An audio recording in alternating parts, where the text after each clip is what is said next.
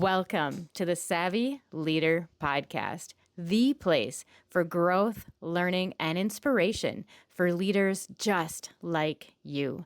I'm your host, Kristin Gallatin, and each week we will dive into the grit, grace, and gratitude it takes to become the savvy leader you were always meant to be.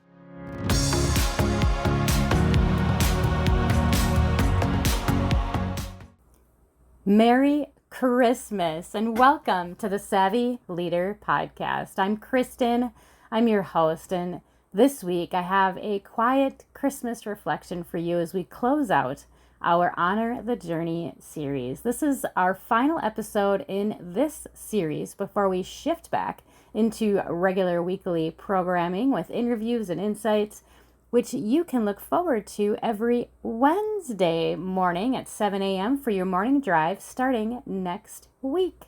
Today, though, we are going to reflect on generosity, of course, and letting go, and the lessons that this season of life has taught me about leadership and faith and living with intention, even when your life looks way, way different than you ever thought it would.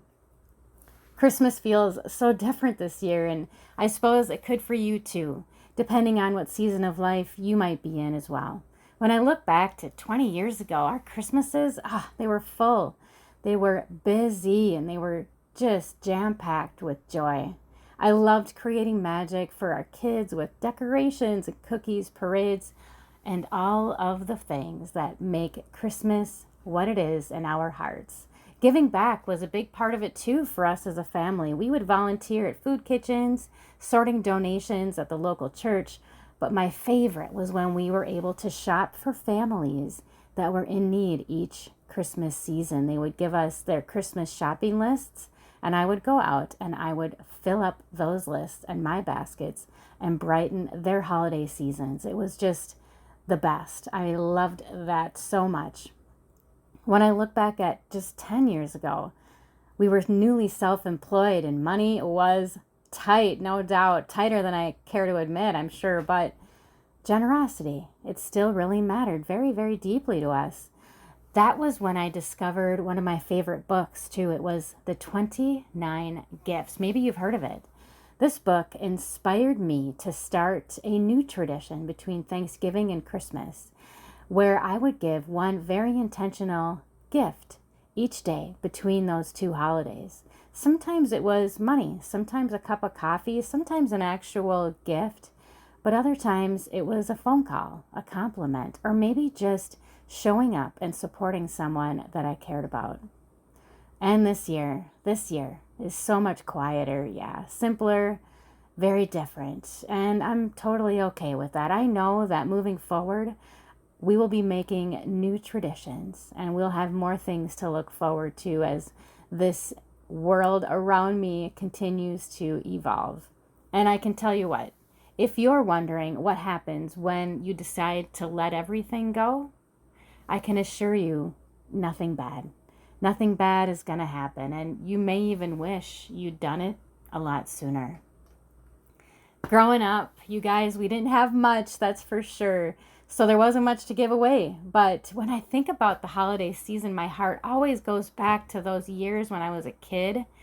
I remember how much it meant to me to open gifts on Christmas when you don't have much, you don't expect much. And knowing that someone thought of me and picked out things they thought that I might really enjoy was just, those small acts of kindness really touched my heart, even as a kid. I was the youngest of 5, and also a surprise. Growing up with this constant need to earn love and belonging. So receiving was just awkward for me, and it still is to this day. Maybe you too. I think it's common for some of us to just really have a hard time receiving, especially when we love giving so much. And after reading that book, The 29 Gifts, generosity really shifted for me. It was something that used to be so occasional for holidays and birthdays. And then it turned into something so much more intentional that I could celebrate all year. Every opportunity that I got, actually, in addition to my seasonal rhythm and practice that I do so love. Generosity can sometimes blur into overgiving, though, and maybe you're familiar with this too. That line has always been razor thin for me. Honestly, I'm still trying to navigate it as best I can. Everything from thoughtful gifts to advocating fiercely for my clients, going above and beyond, and even offering so much grace to my teams. I am grateful that generosity shows up in so many ways in my life. The real question for me isn't whether to be generous, it's actually more or less how to tell the difference between generosity and self-sacrifice. Because when I became self-employed, generosity turned into more of a responsibility. When your name is on the door, you give it all, man. You deliver on those promises and you work to be better than the who that came before you. Discernment, though. Discernment is a key player in all of that. And there's another fine line between supporting clients and also undermining your professionalism by performing those tasks that fall outside of the services that you've outlined for your clients. Boundaries are what stand between serving generously and eroding your role as a professional and that relationship you have. Boundaries include simple things like time, access, emotional labor, and even discounts. Discounting services takes away from your credibility, if you can believe it, for you and your clients, actually. Because you know what? You can be generous with your clients and still have boundaries and still maintain your pricing structure. But boundaries, they have to be set before they're crossed. I have a simple exercise for you. If you don't have at least 2 boundaries set up for yourself today, right now, I want you to stop what you're doing right away. Pull over if you have to, and write down at least 2 things that are important to you. The kinds of things that show up in the pit of your stomach when that line is crossed. And let's begin the conversation of creating real boundaries around those to protect them. Generosity, when paired with clarity, builds trust, loyalty even, and long-term, strong relationships, even if it seems to cost some short-term discomfort for you. It'll all be worth it. This brings me to one of the biggest acts of letting go in my life right now, and that, of course, is this transition into full-time RV living.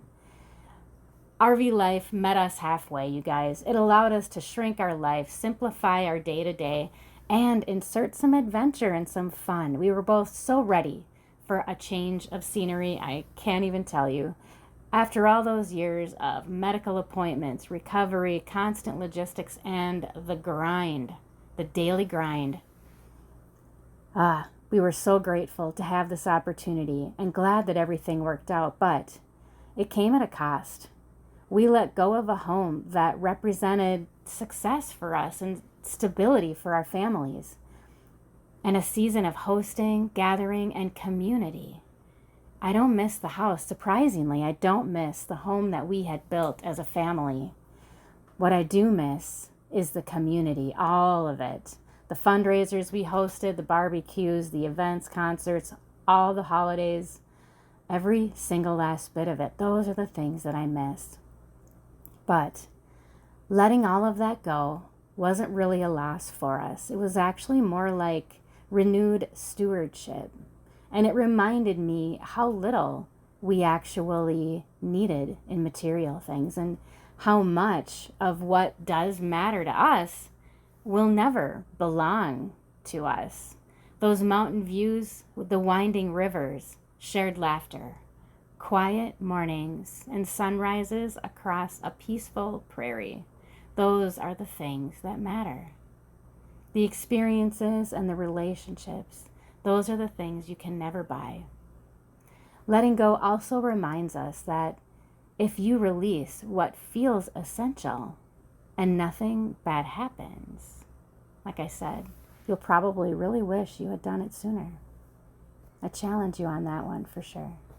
Generosity is no longer tied only to productivity or proving for me anymore. I still look for ways to go above and beyond, absolutely, for friends, peers, my family, the people that I love, and through the Savvy Living Network community. But generosity now is also about presence, rest, and that ever-present discernment. I invite you this year, this holiday season, to consider releasing too.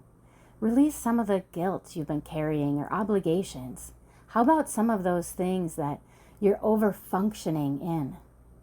Or best yet, unrealistic expectations, especially those thoughts that creep in uninvited and cast shadows over the blessings that you're already offering just simply by being who you are. Generosity prepares the heart for new beginnings because the letting go creates the space you need, and learning to receive rest, grace, even stillness. Those are gifts, and those are harder to receive, absolutely, than giving. But it is so essential to recognize that receiving is powerful, especially for yourself. As we move toward another new year, I invite you to try this simple practice. Grab a small notebook and each day write down one positive thing that you offered, one life that you touched, one moment of generosity, whether it was for you or someone else, and then let it remind you of who you already are. You don't have to carry everything into the next season. And as we close out this series on the Savvy Leader podcast, I'd like to leave you with this. Transformation requires space. Letting go creates that space. Generosity, real, sincere generosity, prepares your heart for the new beginnings that are in store for you. And I'd love to close with a brief prayer, if I may. God, thank you so much for meeting us just exactly where we are. Help us to release what no longer serves us and steward what you've entrusted us with wisdom and grace.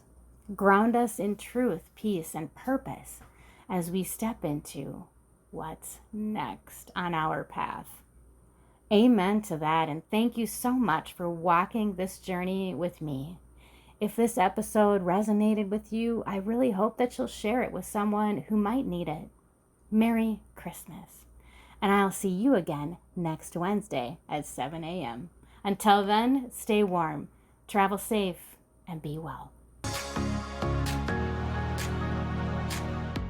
Thanks for listening. We hope you enjoyed this episode of the Savvy Leader podcast.